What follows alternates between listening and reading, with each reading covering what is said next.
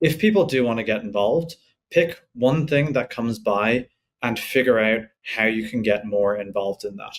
So, for example, you see things about Israel bonds sometimes. Israel bonds is a thing where people actually invest. And when I say people, I mean often um, cities, municipalities, large companies invest in Israel bonds in order to support the Israeli economy and also to make money because they're an investment. This is something that they can start to investigate in their locality, in what town you're in. Is there an investment that has been made by the municipality? Is there one in your state? This information is public. You can do similar investigations on your local politicians, on the companies that are in your area.